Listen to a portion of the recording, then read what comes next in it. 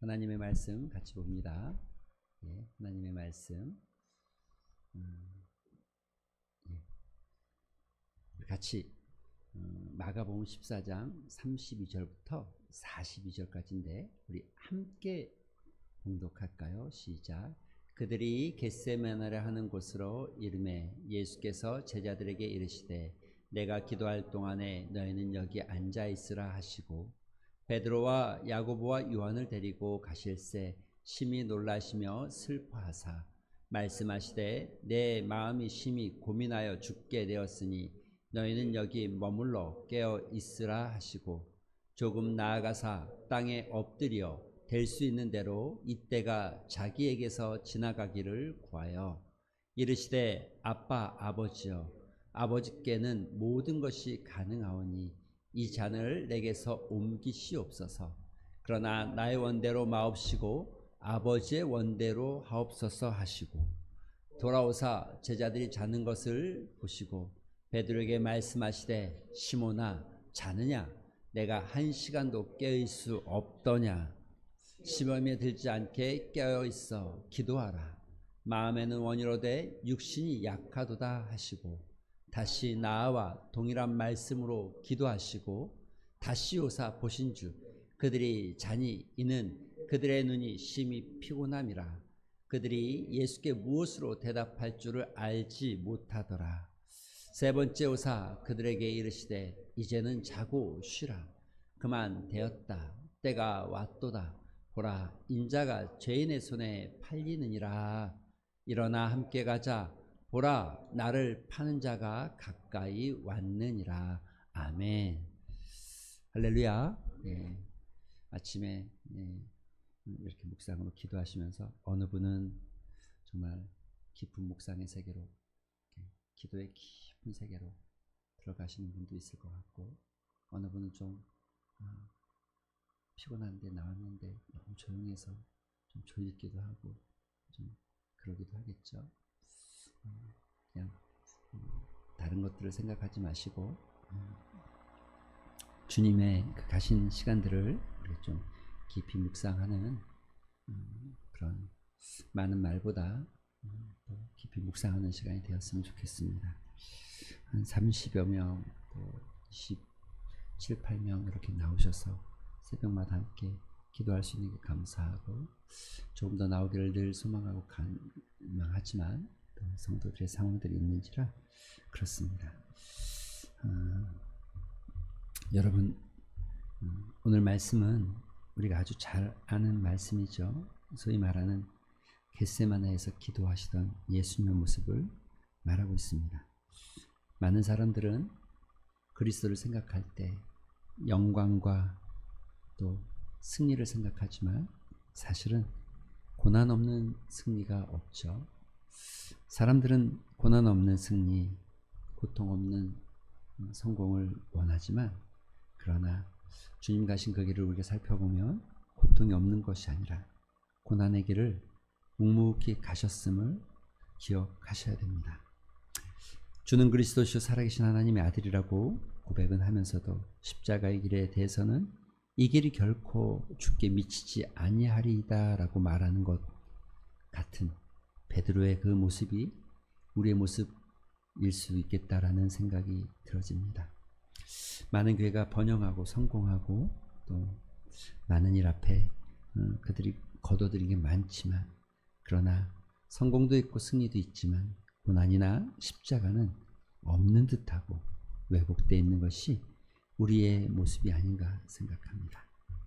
예수님이 겪으셨던 그 고난의 십자가, 골고다 언덕에서 겪으셨던 십자가, 그 길을 가기 위해서 오르셨던 겟세마네 동산의 기도는 참 많은 것들을 생각하게 합니다.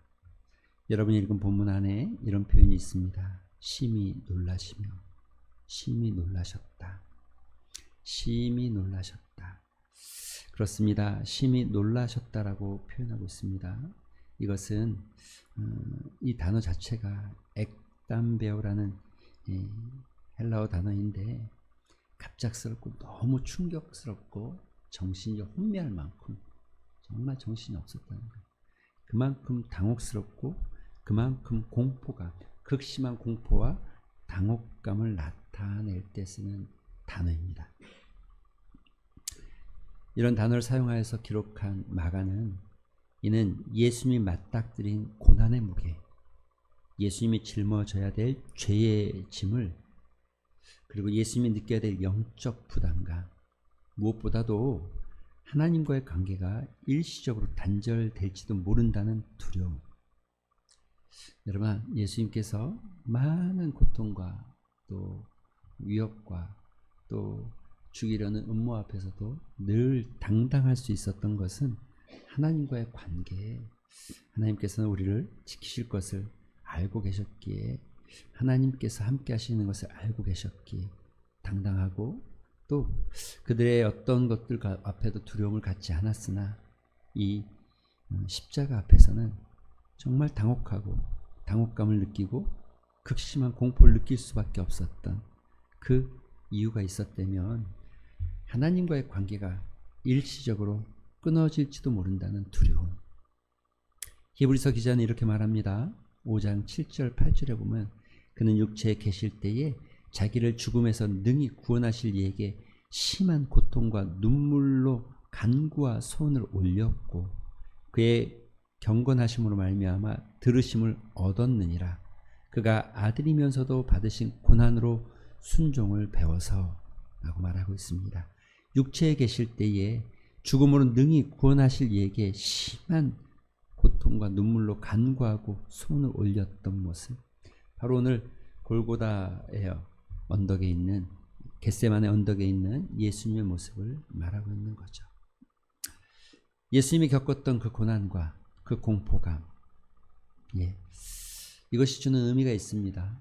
예수님도 그런 공포를 겪었다는 것은 여러분, 주님께서 여러분이 겪고 있는 어려움과 어떤 두려움과 어떤 공포가 있다면 그것을 모르시는 분이 아니고 체휼하신 분, 알고 계시는 분이라는 거죠. 우리가 어려움에 처했을 때 큰 위로와 공감을 줄 수 있는 분, 예수님은 우리의 연약함을 이해하시고 우리의 고통에 함께 하신다는 것을 우리가 알 수 있습니다.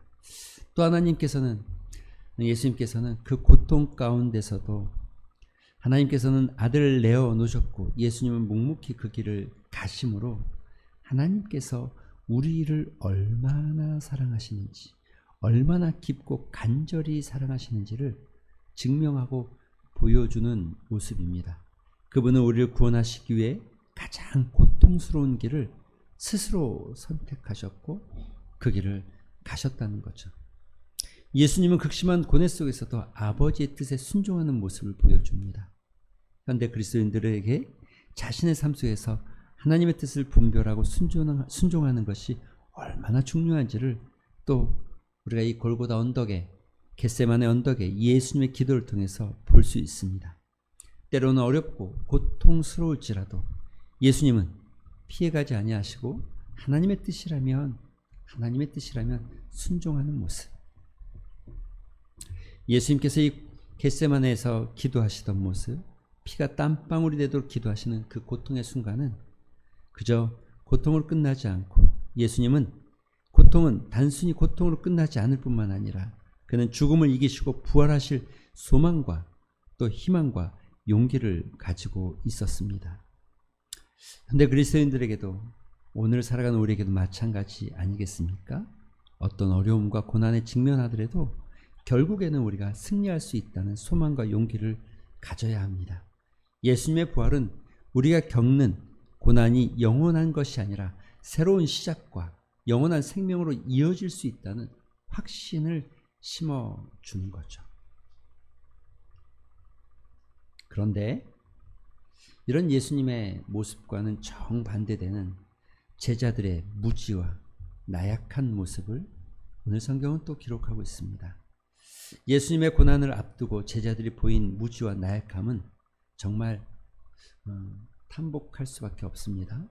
그것도 3번이나 반복해서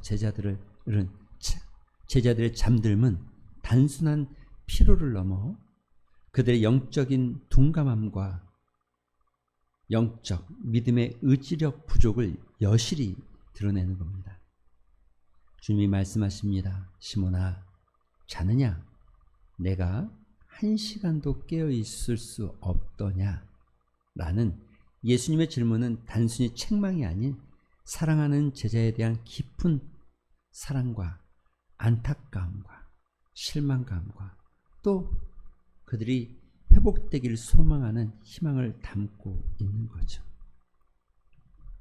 제자들의 잠들음은 예수님의 가장 고통스러운 순간에 그들이 함께하지 못했다는 사실을 넘어 더 깊은 영적인 의미를 내포합니다. 그들은 예수님의 간절한 기도와 고뇌를 정말 제대로 이해하지 못했고 또한 다가올 시험과 고난에 대한 영적인 준비가 전혀 되어 있지 않았습니다. 마치 위험을 감지하지 못하고 잠에 빠진 사람처럼 그들은 영적인 현실에 대한 감각을 잃어버린 상태입니다. 그들은 영적인 깊은 잠, 마치 요나가 배 깊숙한 곳에 잠들었던 것처럼 그런 영적 깊은 잠에 빠져 있는 거죠. 이는 예수님과의 깊은 영적 교감의 부족일 뿐만 아니라 세상의 유혹과 육신의 연약함에 대한 경계심 부족으로 이해할 수 있을 것 같습니다. 예수님 말씀하십니다. 마음은 원이로되 육신이 약하도다.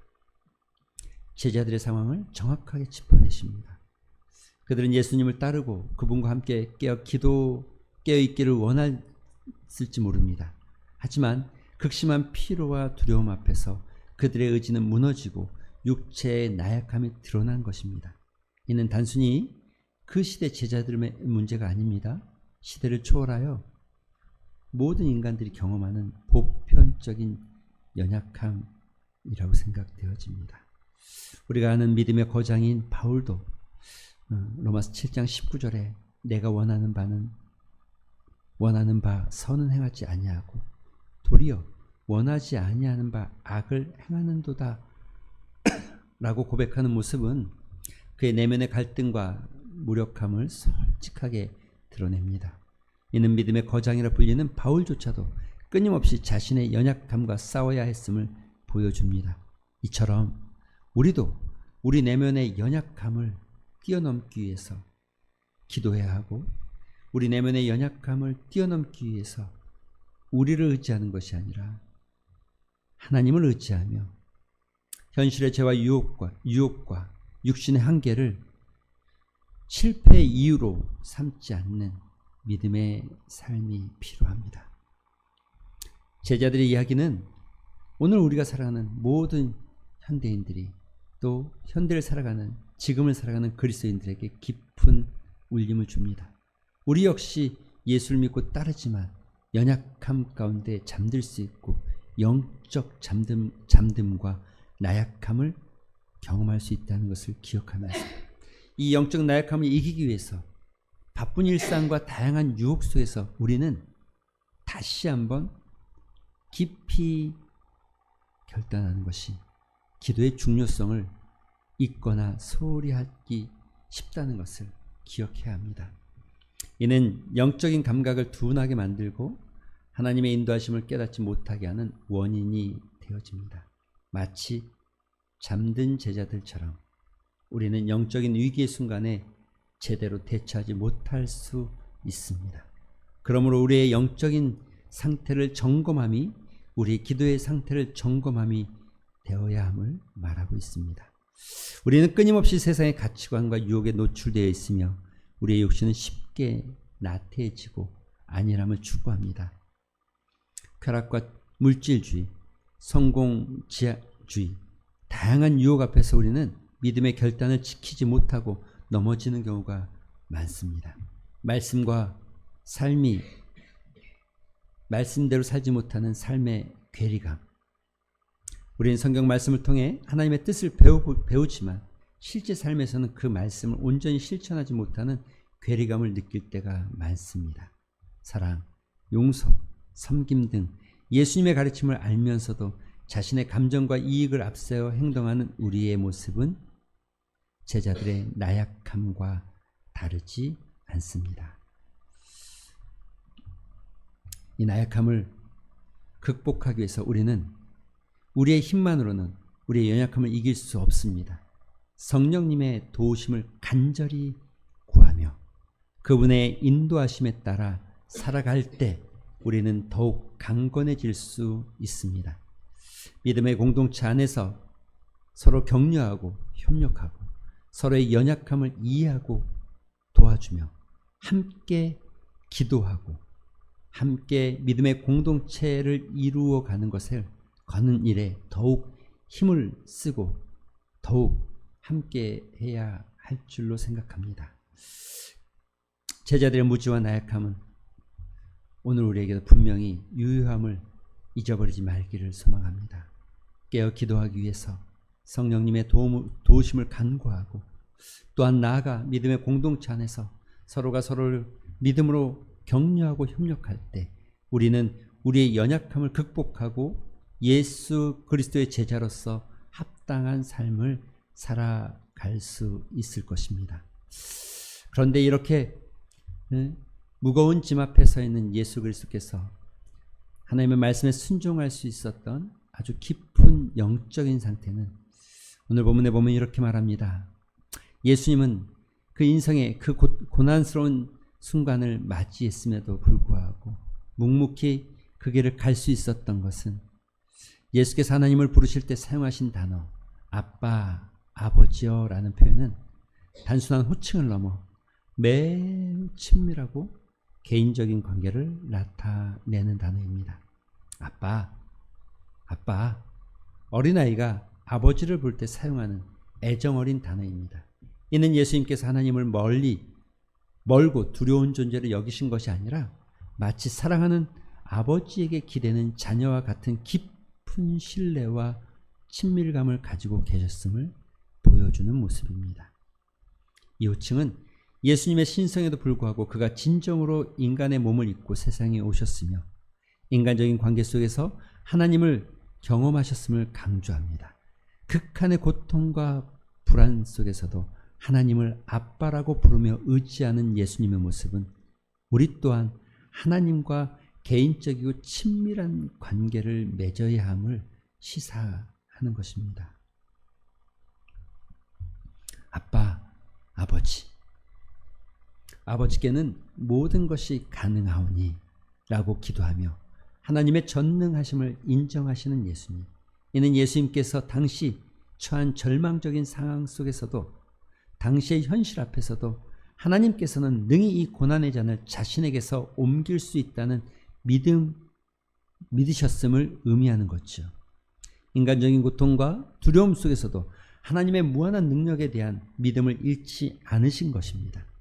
이 구절은 우리가 어떤 어려움에 직면하더라도 전능하신 하나님을 신뢰하며 그분께 우리의 모든 염려를 맡길 수 있다는 용기를 주는 것입니다. 불가능해 보이는 상황 속에서도 하나님의 능력을 믿고 기도하는 것이 그리스도인의 중요한 자세임을 보여줍니다. 이런 믿음의 고백이 있었기에 완전한 순종, 그러나 나의 원대로 마옵시고 아버지의 원대로 하옵소서.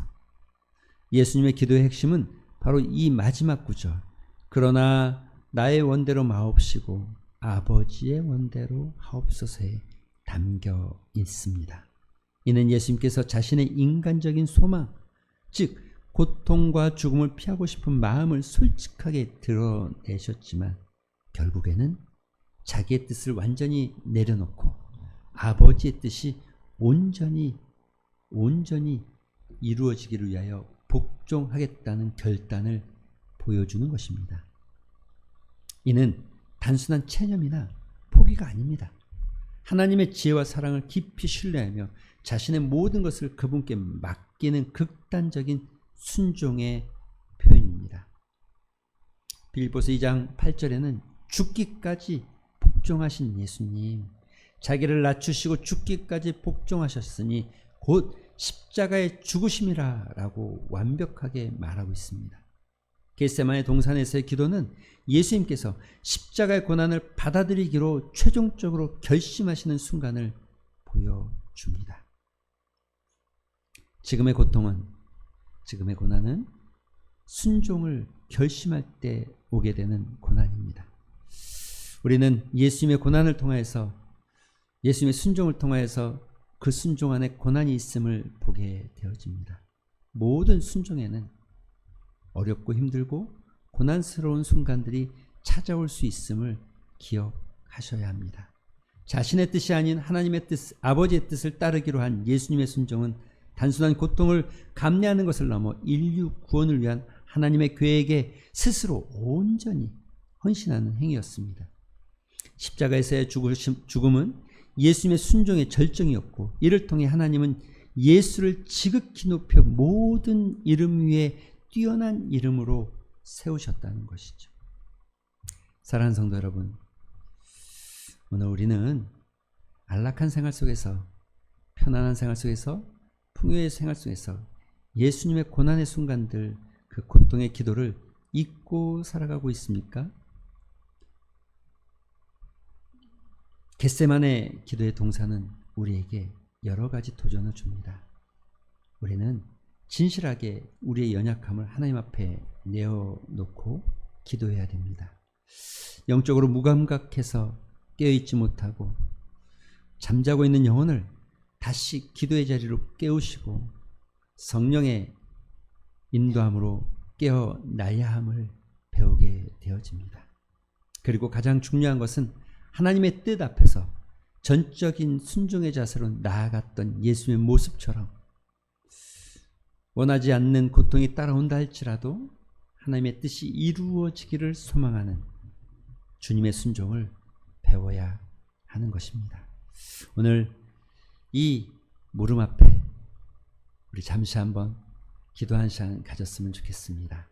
기도하실 때에 아버지 하나님, 우리도 예수님처럼 그 고난의 잔을 피하지 않게 하시고, 아버지, 우리도 영적 무지에서 잠자고 영적으로 잠들어 있는 영혼이 아니라 깨어나는 영혼, 준비되는 영혼 되게 하여 주시옵소서. 또 하나님, 주님께서 보여주셨던 그 고난의 모습을 기억하며 우리도 기꺼이 순종하며 고난의 자리에 설 수 있도록 은혜를 주시옵소서. 이런 믿음의 고백을 담아서 주님의 겟세마네 기도를 깊이 묵상하면서 조용하게 한 4, 5분 정도 기도하는 시간 가졌으면 좋겠습니다. 기도하겠습니다.